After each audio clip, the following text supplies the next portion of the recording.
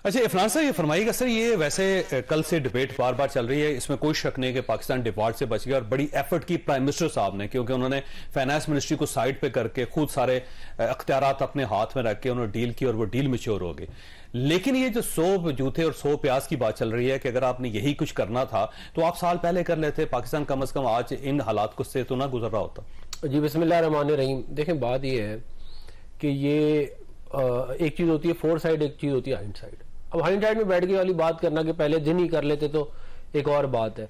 पाकिस्तान की सियासत के अंदर एक भूचाल था जब पाकिस्तान पीडीएम की हुकूमत आई, और उसकी जिम्मेदारी जो है वो पीडीएम की जमातों पे नहीं है, उसकी सारी जिम्मेदारी और इमरान खान के ऊपर है। इन लोगों ने IMF का प्रोग्राम खराब किया, इन्होंने IMF के साथ जो मुआहिदा किया उसको पूरा नहीं किया, इन्होंने बल्कि कीमतें कम कर दी, जो मुआहिदे में बढ़ानी थी उन्हें कम किया ताकि आने वाली हुकूमत के लिए मसाइल पैदा हो। फिर खाली ये नहीं किया, IMF को खत लिखे पंजाब और पख्तूनख्वा गवर्नमेंट ने और इन्होंने ओपनली बोला कि जी आप जो है पाकिस्तान को कर्जा ना दें। ये आज तक इस मुल्क की तारीख में कभी हुआ नहीं है।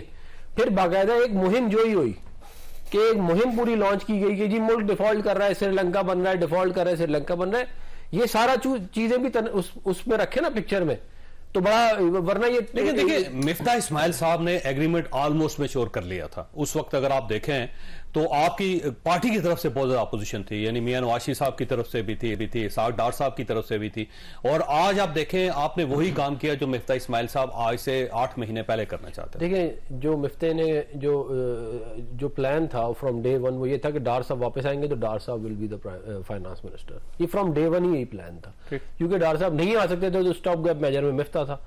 अब वो उसको जो है वो उसने मिफ्ता ने दिल पे ले लिया और बाकियों ने कहते हैं उसको वो पॉइंट स्कोरिंग के लिए कर दिया। बात ये है कि हमने ही पहले भी 2016 में इस मुल्क में IMF प्रोग्राम सक्सेसफुली कंप्लीट सिर्फ हमने किया, इससे पहले किसी ने नहीं किया, और अभी भी हमने पाकिस्तान की इकोनॉमी को दोबारा पटरी पर चढ़ा दिया। हालांकि आपसे मेरी बात हुई थी, आपको याद होगा, डिफॉल्ट बहुत ज्यादा जो था वो उसका एक्चुअल थ्रेट था और डिफॉल्ट हो सकता था, लेकिन जो है वो अल्लाह ताला की मेहरबानी से उसको जो है वो अवॉइड कर दिया गया। लेकिन अब कुछ चीजें कामयाबी किसकी है, मियां शहबाज शरीफ की है या फाइनेंस मिनिस्टर की? क्योंकि फाइनेंस मिनिस्टर बिल्कुल साइड पे है पाकिस्तान, और मुबारकबाद जो है वो प्राइम मिनिस्टर को दी जा रही है। पाकिस्तान मुस्लिम लीग नून की है और PDM की है ये कामयाबी, और it is a team effort, और ये कोई एक बंदा नहीं करता जा रहा है उसमें मियां नवाज। लेकिन इसाक डार साहब से तो मीटिंग भी के लिए IMF तैयार नहीं था। चलो फिर प्राइम मिनिस्टर साहब ने जो है वो अपना रोल प्ले किया, लेकिन it is a team effort. Mian Nawaz साहब जो है वो बहुत परेशान थे इसके ऊपर, उन्होंने खुद इसके अंदर वो भी बहुत ज्यादा इंटरेस्ट ले रहे थे, और उसके बाद ही वो, मैं इसमें ये जरूर कहना चाहूंगा, देखें बात ये है कि हमें इस बात को समझना पड़ेगा कि ये जो IMF प्रोग्राम है ये उन मुल्क की इकॉनमीज को मिलता है जो मुल्क की इकॉनमियाँ इतनी कमजोर हो जाती हैं कि अपना बैलेंस ऑफ पेमेंट या अपने अखराजात पूरे नहीं कर सकती। तो ये एक प्रोग्राम है जिसके अंदर आप जाते हैं, जिसके तहत आप अपने आप को स्टेबलाइज करते हैं, और बहुत सारे मुल्क इस प्रोग्राम में गए, बड़े बड़ी ताकतवर मुल्क भी, लेकिन हमें निकलना भी तो है ना, निकलते हैं हम, निकल नहीं रहे, हम इससे निकल नहीं पा रहे एक बात। और जब हम निकल जाते हैं तो हम फिर ऐसी हरकतें करते हैं कि हमें दोबारा आ जाना पड़ता है। वैसे शौकत तरीन के दौर में, शौकत अजीज के दौर में ये वाकया हुआ था कि उन्होंने खत्म कर दिया था। लेकिन शौकत अजीज साहब के किस लिए खत्म हो गया था? क्योंकि 9/11 की वजह से आपको जो है वो ऐसी जो है वो फैसिलिटी अमेरिका की तरफ से दी जा रही थी जो वैसे अवेलेबल किसी मुल्क को होती नहीं है। वो वाला माहौल अगर हो जाएगा तो ज़ाहिर है आपको। बात यह है कि 2016 में जो है वो हमने IMF प्रोग्राम को खैर बात का है और खत्म किया, और इसके अंदर बुनियादी बात कुछ स्ट्रक्चरल रिफॉर्म्स होते हैं। आपकी फॉरेन एक्सचेंज रिजर्व्स की इतनी बड़ी आपके पास होनी चाहिए रिजर्व्स कि आपको जो है वो नहीं जाना पड़े और मुल्कों के पास, और अपने जो भी आपके स्ट्रक्चरल रिफॉर्म्स हैं, टैक्स से रिलेटेड हैं और जो मामला हैं, उनको हमें एड्रेस करना पड़ेगा, और ये हमें मिनासिब कौम ये बात समझनी चाहिए। अच्छा नासिर साहब देखें, एक दो चीजें, एक तो टैक्स रिफॉर्म्स करनी पड़ेंगी, हमने लिख कर दिया है कि हम टैक्स रिफॉर्म्स करेंगे और उससे टैक्स का एक बहुत बड़ा प्रेशर आएगा पाकिस्तान के अंदर। दूसरा ये है कि हमने एनर्जी सेक्टर में कुछ इस्लाहात करनी है, और जाहिर है उससे गैस की कीमतें बढ़ेंगी, गैस की कीमतें 50% तक बढ़ सकती हैं, और बिजली जो है उसकी कीमत 3.5 से लेकर 4.5 रुपए तक उसमें इजाफा होगा पर यूनिट। और महंगाई जो आपके सामने है, पाकिस्तान की रिकॉर्ड हिस्ट्री है, उसके अंदर इतनी ज्यादा महंगाई नहीं थी, और आज से 6 महीने पहले बिलावल साहब ने कहा था कि ये महंगाई आम आदमी अफोर्ड नहीं कर सकता। तो अब ये जो नया स्पेल आएगा उसके जिम्मेदार कौन होगा? बिस्मिल्लाहिर्रहमानिर्रहीम। देखिए जावेद चौधरी साहब, ये नया स्पेल है, ये गुज़िश्ता कोताहियों और गलतियों के नतीजे में ये नौबत आई है। और जिस तरह अफनान ने भी ये बात कही कि एक ऐसे केओटिक सिचुएशन बना के, एक अनसर्टेनिटी बना के मार्केट में एक अफरा तफरी पैदा की, लोगों को खौफ ज़दा किया गया कि गोया कि पाकिस्तान के माशी हालात जो है वो डिफॉल्ट की तरफ जा रहे हैं। और ये जो नैरेटिव बिल्डिंग की अफसोसनाक रवैया है ये, लेकिन इसको पीटीआई ने परवान चढ़ाया और इसकी वजह ये हुई कि जिस तरह एक केओटिक सिचुएशन के अंदर मुल्क को धकेला गया, मुल्क में कोई इन्वेस्टमेंट करने को तैयार नहीं था। जब एक मुल्क के अंदर 3.5 साल एक शख्स वजीर आजम था और वो वजीर आजम था तब भी कहता था कि यहाँ करप्शन उरूज पे है, तो कौन इन्वेस्टमेंट करेगा मुल्क में आके। तो जितना नुकसान पाकिस्तान की मईशत को गुज़िश्ता 3.5 साल में पीटीआई की हुकूमत ने पहुंचाया वो बहुत बड़ा नुकसान था। अब 160 की स्पीड पे गाड़ी चल रही है, उसको एकदम से ब्रेक मारेंगे तो वो तो उलट ही जाएगी और आपको पता है फिर उसके बाद खुदा ना खास्ता एक्सीडेंट्स ही होते हैं। अब ऐसे में एक संभल के मईशत को ट्रैक में लाने के लिए हुकूमत ने कोशिशें की हैं।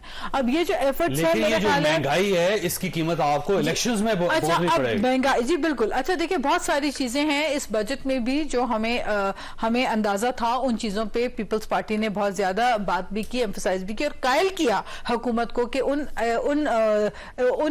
पॉइंट्स पे, उन जगह पे जो है फोकस किया जाए। फॉर इंस्टेंस जो सैलाब ज़दगान हैं, जो मुतासिरीन हैं, जो पाकिस्तान में गुज़िश्ता साल शदीद सैलाब की वजह से हमारी ज़राअत को नुकसान पहुंचा, हमारा किसान, हमारा जो ज़रूरी ज़मीन है, ये हमारी फसलें तबाह हुई हैं, कारोबार लोगों का उजड़ गया, तो वो लोगों के लिए जो रिलीफ था उसके ऊपर हमने कायल किया और हुकूमत को भी इस चीज की अंदाजा हुआ और फिर बहरहाल बजट के अंदर इस चीज को रिफ्लेक्ट किया गया। तो मैं समझती हूँ कि मिल बांटकर मुल्क को हमें बेहतरी की तरफ लेके जाना है। इस वक्त हमारे पास कोई ऑप्शंस मौजूद नहीं थे, हम एक मुश्किल सिचुएशन के अंदर थे, उस क्राइसिस से निकलने के लिए एफर्ट्स करें। लेकिन मैं आपको एक बात बताऊं, आईएमएफ का मकसद ये हरगिज नहीं होता कि आप आईएमएफ के पास जाएं और फिर हाथ पे हाथ रख के बैठें।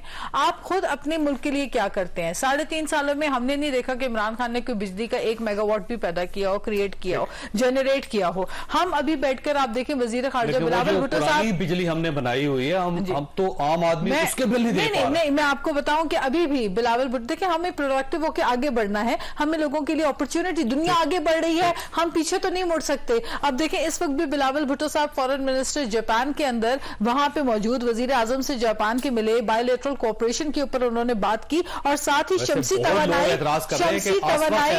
मैं उसका जवाब आपको दे देती हूँ, शमसी तवानाई और उसके अलावा जो है साफ पीने की ड्रिंकिंग वाटर के लिए उन्होंने वहां पे मिलकर बायोलेटरल कोऑपरेशन के ऊपर डिस्कशंस किए और ये वो चीजें जिसका पाकिस्तान को फायदा होगा। जहां तक आपने आसफा बीवी की है, मैं उसका जवाब दे दूं, फिर आप ब्रेक पे जाए। आपने ब्रेक से पहले सवाल किया, जवाब भी ब्रेक से पहले सुनेंगे आप।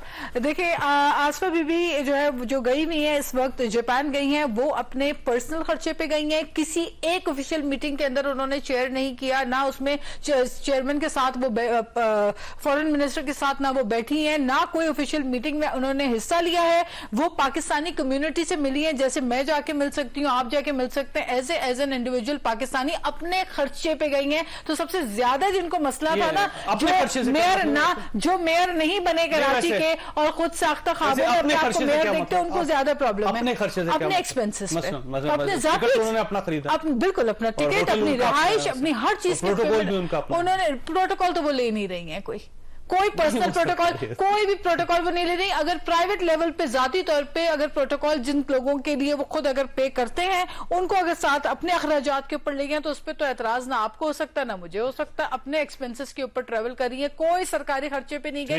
ये जो कयास आ रही है, मनगढ़ंत प्रोपेगेंडा बनाने वाले लोग हैं, उन बेचारों पे तरस आता है। इस्लामी को कुछ खुद हकीकात करनी पड़ेंगी।